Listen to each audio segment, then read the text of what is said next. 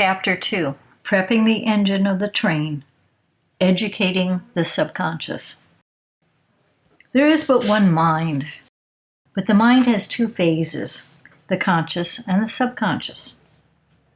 The conscious mind acts, the subconscious mind reacts. Every conscious action is followed by a subconscious reaction. The conscious action affects the subconscious only. The subconscious reaction affects every atom in one's entire being. Everything that transpires in the person of man was caused by a subconscious reaction, and every subconscious reaction was called forth by a corresponding conscious action. The conscious mind decides what is to be done. The subconscious supplies the material and the power. The subconscious is both limitless and inexhaustible. Therefore, it can supply anything in any quantity. The subconscious obeys the conscious mind perfectly. Whatever the conscious mind wishes to receive will be received, and whatever the conscious mind wants the subconscious to do, the same will be done. To educate the subconscious is to train the inner side of the mind to receive the impressions of the external or conscious mind. Whenever the subconscious is properly impressed, it will respond. The subconscious mind can wake you up at any time in the morning and on the exact minute if it is properly impressed before you go to sleep. If you have something special to do tomorrow at 10 o'clock and you want added strength, judgment, and understanding, the subconscious can supply those very things at the very hour, providing it is properly impressed the day before. The habit of sleeping on it for difficult problems before we make a decision is a very good practice and is based upon the fact that the subconscious mind can, during sleep, turn the matter over and bring out the exact facts. Before we proceed to train the subconscious, we should fully realize that this inner realm is the one only source from which all ideas, thoughts, plans, powers, and qualities, and so forth can come from. Exercise number 3, setting a wake-up time in the subconscious. Before laying down to go to sleep, listen to some gentle music to clear the mind from the day's labors and stresses.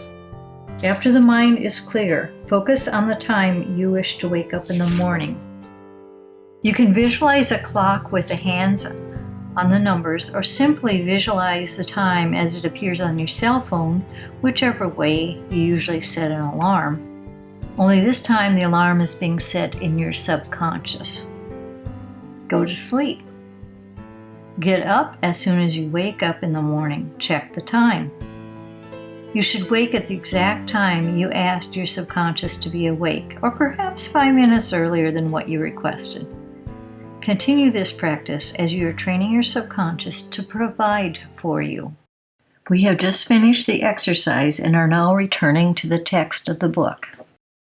The subconscious can supply anything that you can use in your mental world and produce any effect desired upon mind, body, character, or personality. The subconscious is exact as to quantity. It will supply only as much as the objective mind is conscious of or can comprehend during the act of impression. The subconscious is exact as to quality and will supply only high a quality as the objective mind realizes while the desire is made. It is also exact as to time. It will supply what is desired and will act according to instructions at the very minute specified. Where no time is thought of while the impression is being made, the response will be uncertain and may come in disconnected parts. That is why sometimes people think they are manifesting something, but it shows up far in the future instead of when they expect it. This is important. The subconscious does not know when to supply something to us unless we are specific as to the date and time, because in the spiritual sense, there is no time, everything is eternal. Time is a construct of our universe, so remember to set a time when you want to see results. To have the best results, you should impress upon the subconscious the exact time when you desire its action, the highest quality that you can realize should be held in mind, and the greatest quantity pictured in consciousness during the time of the impression. Then simply rest in the perfect faith that you'll get what you desire. In order to properly impress the subconscious, have the idea you wish to impress clearly in mind and feel the soul of that idea while your attention is turned upon the within. The attitude of faith takes mind beyond present consciousness and touches the limitless, the superior. Plan ahead always. Impress the subconscious today what you wish to have done tomorrow, next week, or even next month. Teach the subconscious to give higher standards to everything you do. If there is something upon which you cannot decide, inform the subconscious mind that a definite decision is desired in X amount of hours or days or in such a time. You will receive your answer by the feeling of a strong and persistent desire to decide in one particular way. If you will concentrate upon the subjective or interior side of that part of the brain that is employed by intuition, your answer will come through clearly. Before I knew of this method, I would struggle with a decision. Then one day, I was trying to figure out what design I wanted for a book cover. I could not decide, but went to sleep. In the morning, as soon as I woke, I had the exact design in my head. From that time on, I knew if I needed an answer to something, I could sleep on it, and the answer would come. Amazing, and it truly works consistently. Never approach the subconscious in the attitude of command or demand, but always in the attitude of desire and faith. The subconscious would never be forcibly aroused, but gently awakened by deep thought, lofty aspirations.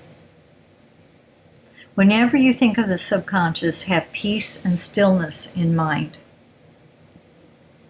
The principal law that governs the action of the conscious and the reaction of the subconscious is similar and equal to the state of consciousness while the conscious mind is acting upon the subconscious. The conscious action may be inferior, but if there's an aspiration for the consciousness of superiority in mind at the time, the reaction will be superior. In other words, the subconscious will supply something much higher in quality than that which was contained in the conscious action. This being the law, it is not difficult to constantly improve the quality and increase the quantity of that which we are receiving from the subconscious. To begin training of the subconscious, it is but to take everything in life into the process. Yes, what the subconscious supplies is consistently better than what the conscious mind supplies. Why? Well, the subconscious is not limited to our personal experience. Subconscious is connected to the eternal, to the all, and therefore unlimited. Exercise number 4, requesting help with a decision when going to sleep. Sometimes we have to make a decision, and there are many factors, including what could affect our decision in the future, which we haven't experienced yet, making it hard for us to decide. We can request from our subconscious help to make that decision. The subconscious will return to us with a decision that is higher in quality than if we forced a decision with our mind. Before going to sleep, outline the problem or decision that needs to be made. Try to word it as simply as possible, maybe even a yes or no answer. Focus on the subject and ask your subconscious to have a high-quality answer for you in the morning. Remember, request quality and time.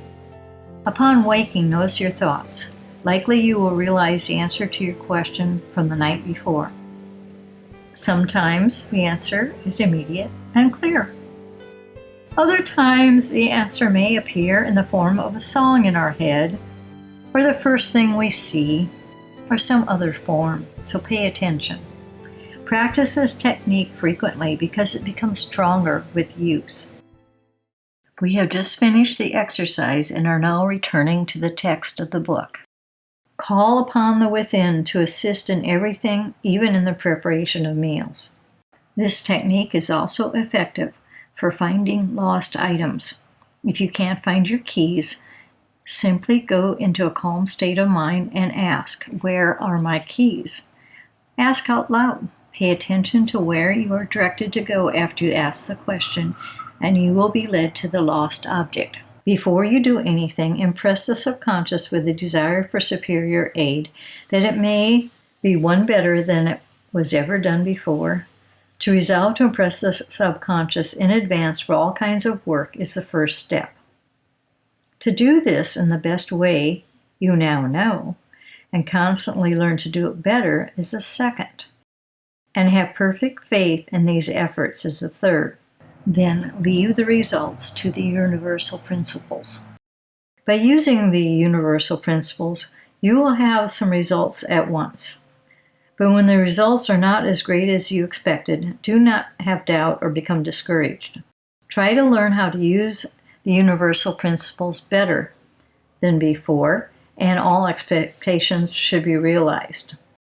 The subconscious being the source of everything that we may require to attain lofty ideals, we should train ourselves to go directly to that source for everything that we must have for this purpose. One of the principal requirements is more power.